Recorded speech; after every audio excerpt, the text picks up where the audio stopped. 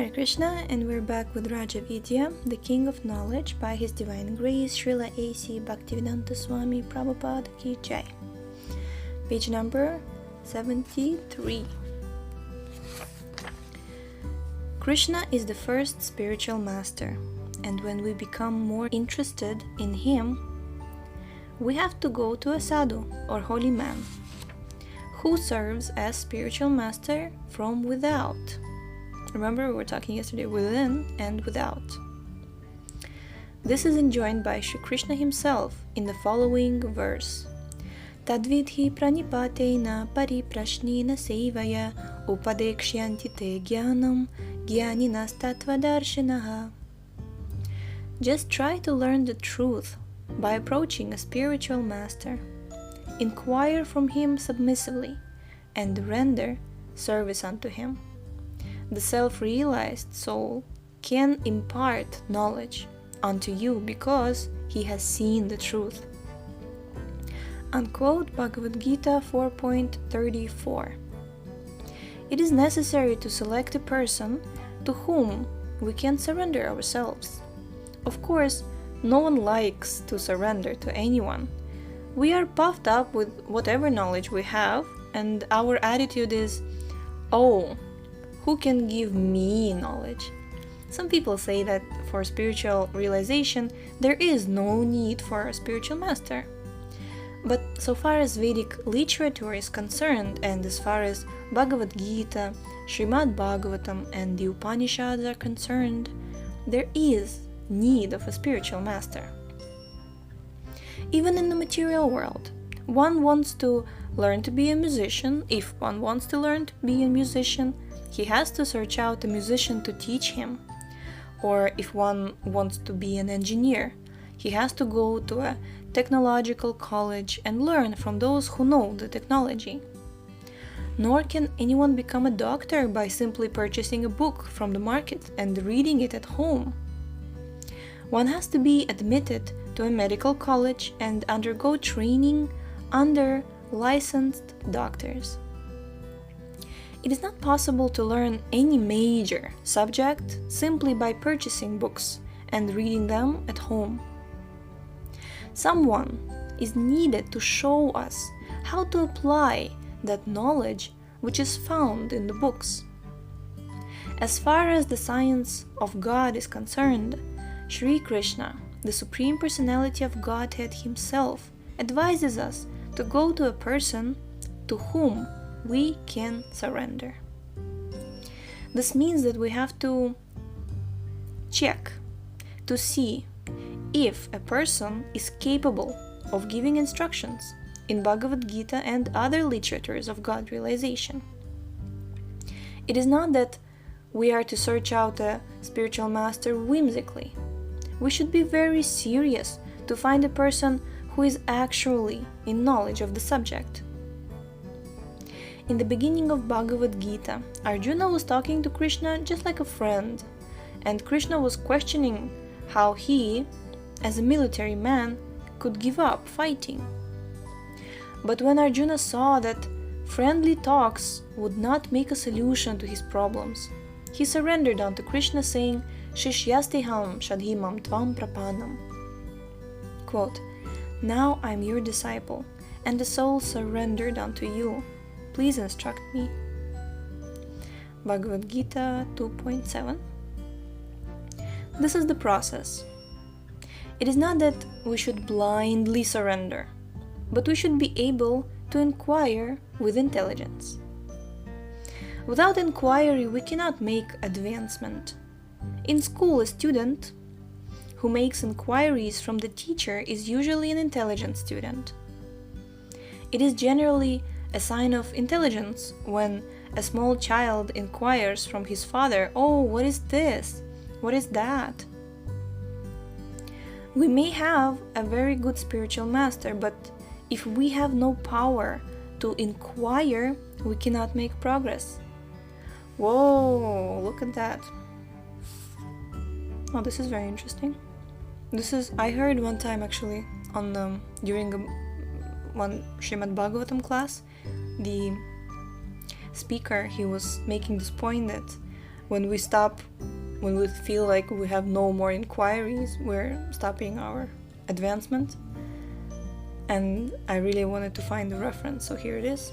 If we have no power to inquire, we cannot make progress.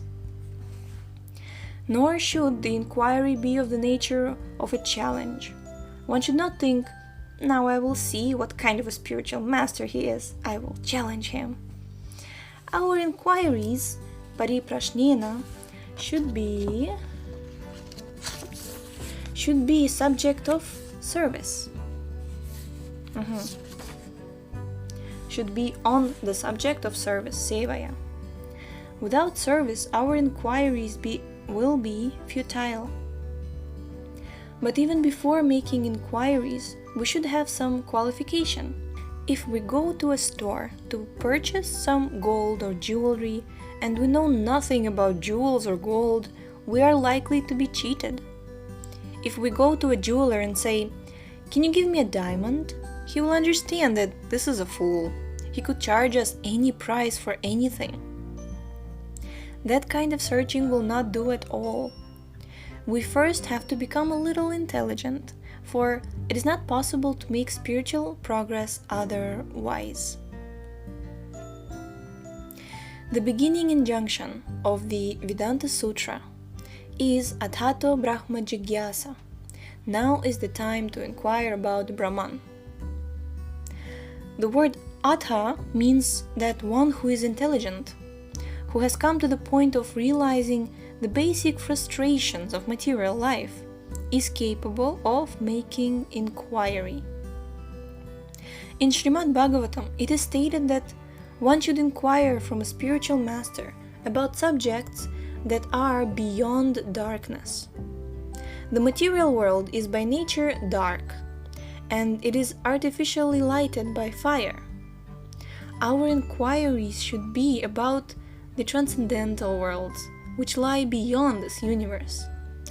If one is desirous to find out about these spiritual worlds, he should seek out a spiritual master. Otherwise, there is no point in searching. If I want to study Bhagavad Gita or Vedanta Sutra in order to make material advancement, material improvement, it is not necessary to find a spiritual master. One should first want to inquire about Brahman and then search out a master who has perfect vision of the absolute truth. Jnaninas Tatvadarshinaha. Krishna is the supreme tattva, absolute truth. In the 7th chapter of Bhagavad Gita, Shri Krishna states, Manushyanam sahasreshu kaschid yatati sidhaye yatatam api sidhanam kaschid mam veti tattvataha. Quote, out of many thousands among men, one may endeavor for perfection, and of those who have achieved perfection, hardly one knows me in truth. Unquote, Bhagavad Gita 7.3. Thus, out of many perfected spiritualists, one man may know what Krishna is. As this verse indicates, the subject matter of Krishna is not so easy, but is very difficult. Yet Bhagavad Gita also indicates that it is easy. Bhaktya mama bijanati yavan yaschashmi tattvataha tato mam tattvato gyatva vishate tadanantaram. One can understand the Supreme Personality as he is only by devotional service. And when one is in full consciousness of the Supreme Lord, by such devotion, he can enter into the kingdom of God. Unquote, Bhagavad Gita 18.55. If we accept the process of devotional service, we can understand Krishna very easily. Through it, we can understand the signs of Krishna perfectly and become eligible for entering into the spiritual kingdom.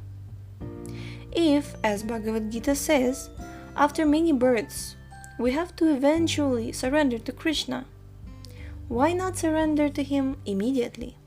Why wait for many births? If surrender is the end of perfection, why not accept perfection immediately? Of course, the answer is that people are generally doubtful. Krishna consciousness can be attained in 1 second, or it cannot be had even after 1,000 births and deaths. If we choose, we can immediately become great souls by surrendering to Krishna. But because we have doubts, whether or not Krishna is actually the Supreme, we have to take time to dissipate these doubts through the study of the scriptures. By studying Bhagavad Gita under the guidance of a bona fide spiritual master, we can remove these doubts and make definite progress. It is the fire of knowledge that burns all doubts and fruitive activities to ashes. Sri Krishna gives the following information of the results of inquiring of the truth from one who has actually seen the truth. And we're going to read it tomorrow. And we will find out what is the actual fire of knowledge which saves us from the cycle of births and deaths, and how illusory energy is keeping us in ignorance, and how spiritual potencies, by cultivation of spiritual potencies through knowledge, we can come to goodness, beyond goodness, Brahma Buddha stage, and Krishna's lotus feet. Jai. So thank you so much for tuning in today. The link to this book is in the description as always, and I really hope that you will check it out on your own as well. So we shall see you next time. Hare Krishna.